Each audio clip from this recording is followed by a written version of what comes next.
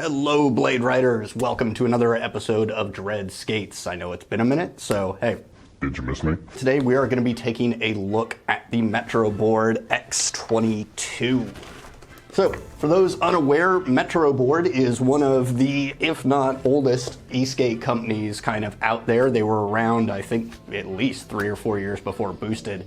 And more recently, they were acquired by Hoyt, who is now basically taking over management, production, and manufacturing of these boards. And the only thing that has changed about the X22 is basically everything. Now, a lot of people watching this might be saying, it's like, hasn't this board been out for a while? And I would answer that with yes, technically it has. Without any further ado, let's get into it. Starting off with the base specs, the Metro X22 features a 12S4P 644 watt-hour battery pack, which powers a Lacroix Stormcore 60D Plus, driving two massive 3500 watt FlipSky 6374 motors, and sitting on custom CNC'd aluminum dual kingpin trucks. The stock configuration comes with your choice of either 153mm or 200mm pneumatic wheels, and ships with the venerable Hoyt Puck remote by default. The X22 also features both front and rear integrated lighting. However, these were not connected on the board that I received, so unfortunately I was not able to test them for this review. The board also comes with a 8 amp fast charger standard, which will fully charge the board up in a little over 2 hours. Another nice addition is the battery meter, which is integrated into the rear truck mount along with the power switch and charging port. It's nice to be able to quickly see what your current charge level is right when you turn on the board, a feature which I wish more brands would utilize in their boards, to be honest. Metro does not officially list a top speed on their website. Anecdotal sources and social media posts indicated that they have tested this board up to 40 miles per hour with a rider and bench tested this board to beyond 40 plus miles per hour under load. During my testing, I intentionally did not exceed 32 miles per hour, and even with the 153mm AT wheels, I still had a decent amount of throw left on the throttle. Build quality on this board is amazing. The X22 is a premium product with a design reminiscent of an F1 car, and that striking red CNC hardware supports that angular, aggressive design aesthetic, which in my opinion helps the X22 continue to stand out amongst its peers in an increasingly crowded market, despite having been released almost 3 years ago now.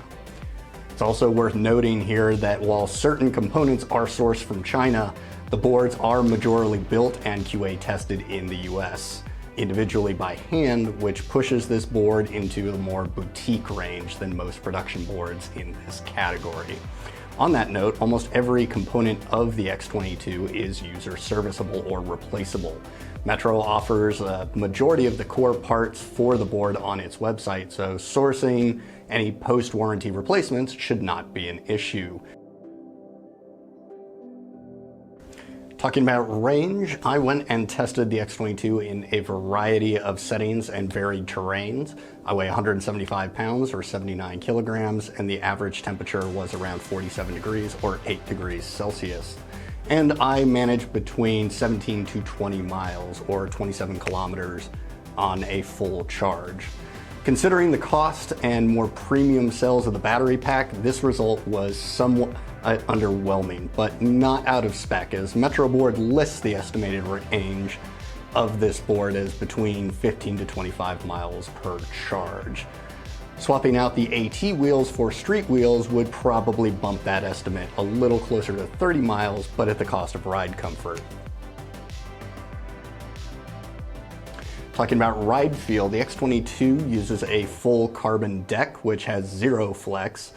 While some may prefer a flexi deck, I found the shallow concave design on this board to be one of the few decks that did not immediately start killing my feet after about 5 minutes of riding, and provided an ample and stable riding surface that I could push into on sharp turns and deep carves when I wanted to open up. Overall, it's just a nice big black deck.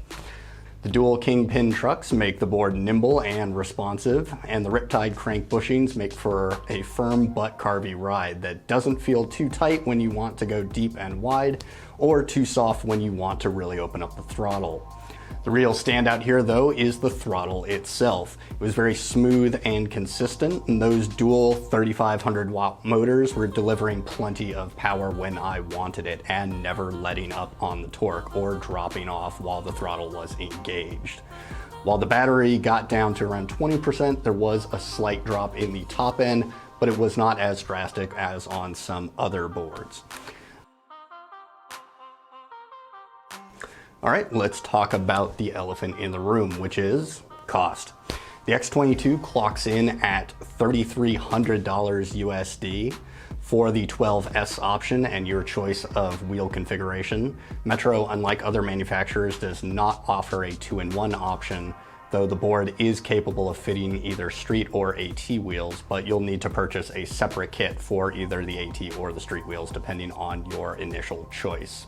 Metro also offers the X0, a 10S model for $2,800 with the same specs, but at the cost of reduced range, and opts to use the original Metro ESC6 instead of the Stormcore, and also includes a flip sky remote instead of the Hoyt puck option.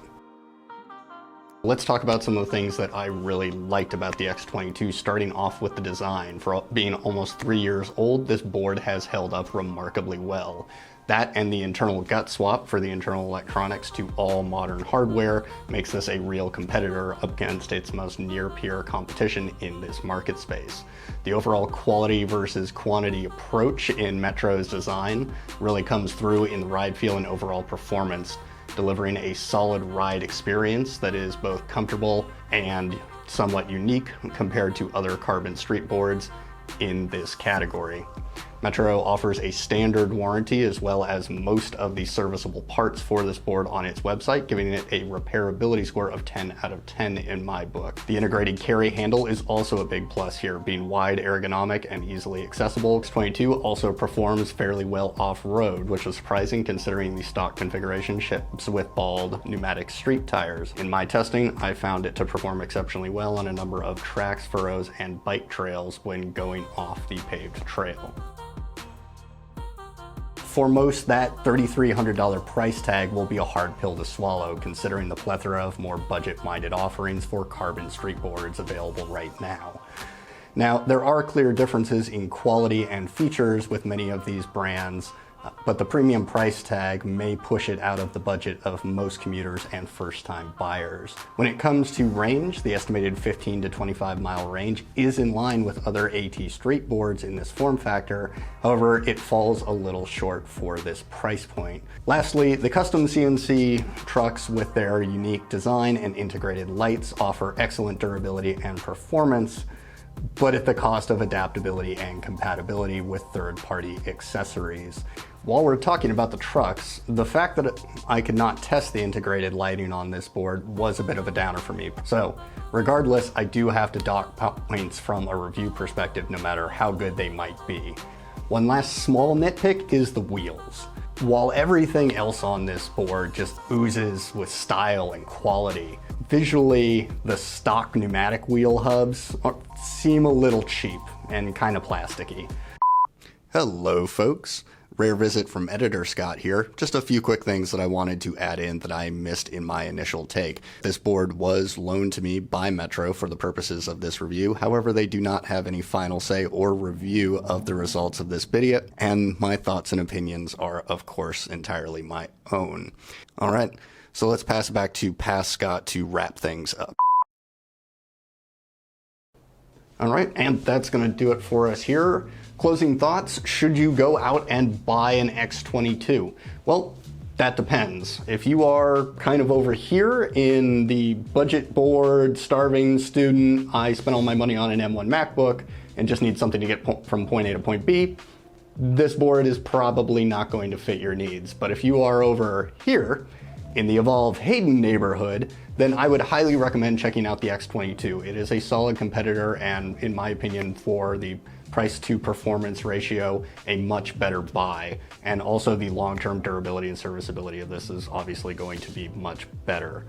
So that's just my opinion though. If you guys have a differing one, or if you have any experiences with this board, let me know down in the comments. I love chatting with you guys, and the algorithm absolutely loves that engagement.